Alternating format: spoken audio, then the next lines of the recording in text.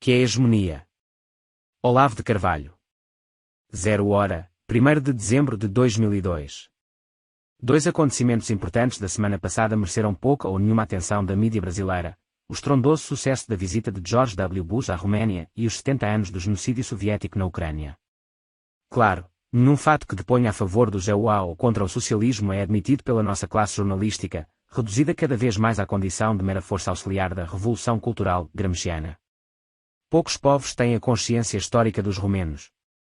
Já fiz várias viagens à Roménia, tenho uma infinidade de amigos lá, e todos eles, desde as estrelas máximas da intelectualidade como os filósofos Andrei Pouchot e Gabriel Lissiano até motoristas de táxi e empregadas domésticas, desde patriarcas centenários até garotos de ginásio, sabem de cor e salteado a epopeia das lutas e sofrimentos do seu país ao longo de 6 décadas de totalitarismo, primeiro nazista, depois comunista.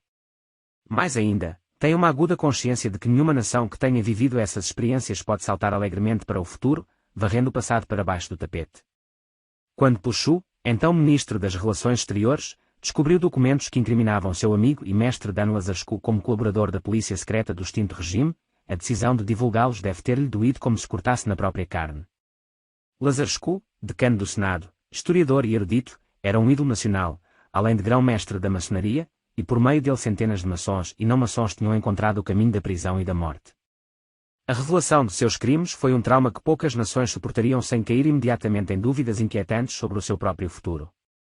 A recepção entusiástica a George W. Bush mostra a firmeza inalterada da opção do povo romeno pelo modelo ocidental de democracia, sem concessões ao anti-americanismo fácil de tantos povos europeus. Franceses e alemães podem ter esquecido que devem sua liberdade aos americanos. Os romenos não o esquecerão facilmente. O massacre dos ucranianos pela arma da fome, empreendido por Stalin entre os anos 32 e 33, também não será esquecido, malgrado os esforços censórios da nossa mídia.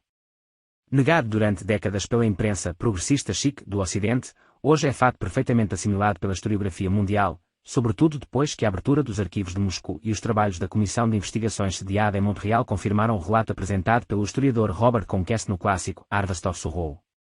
Terça-feira passada, na Sociedade dos Amigos da Cultura Ucraniana, em Curitiba, assisti a um filme produzido pela Comissão com trechos de documentários da época filmados in loco.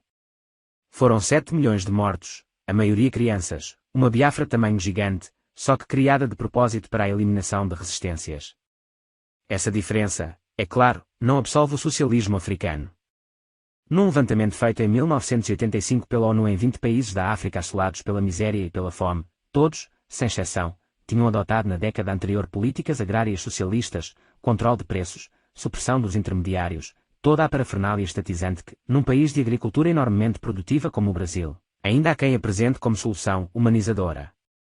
Somem a isso algumas dezenas de milhões de vítimas do grande salto para a frente chinês, e verão que, seja de propósito, seja pela inépcia de suas políticas econômicas, nenhum regime, em qualquer época que fosse, matou tanta gente de fome quanto o socialismo.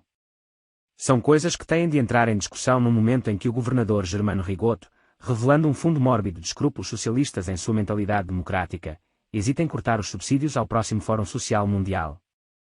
Pois deveria não somente cortá-los, mas abrir inquérito para averiguar se os 2 fóruns anteriores não foram um abuso, um desperdício de dinheiro público em propaganda ideológica de um regime genocida.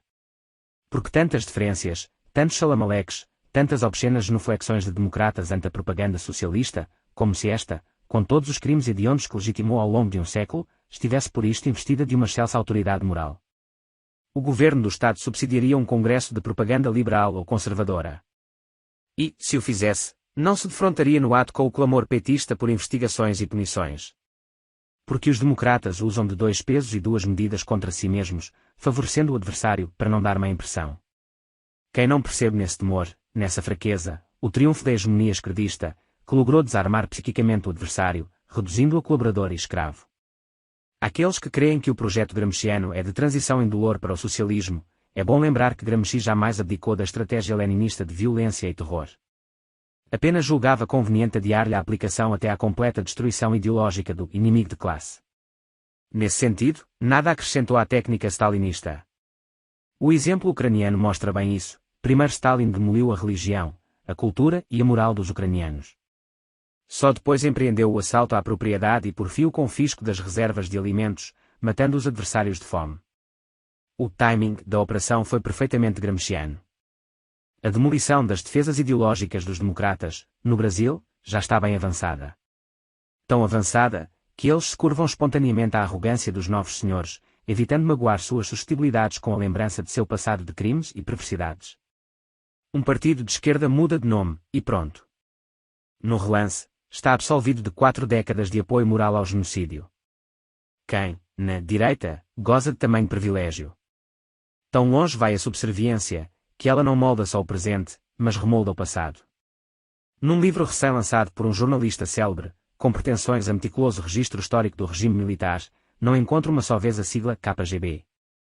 Na época, a espionagem soviética tinha centenas de agentes de influência, pagos, na mídia nacional. Chegou a instalar um grampo no gabinete do presidente Figueiredo. Foi uma das forças básicas que criaram a história do período, incompreensível sem o conhecimento desse fator. E tudo isso desaparece, falseando radicalmente o quadro. A Guerra Fria narrada ao nosso público não se travou entre duas potências mundiais, uma democrática, a outra totalitária, mas entre malvados imperialistas yankees e heróicos democratas brasileiros, exatamente como a pintava, naquele tempo, a propaganda soviética.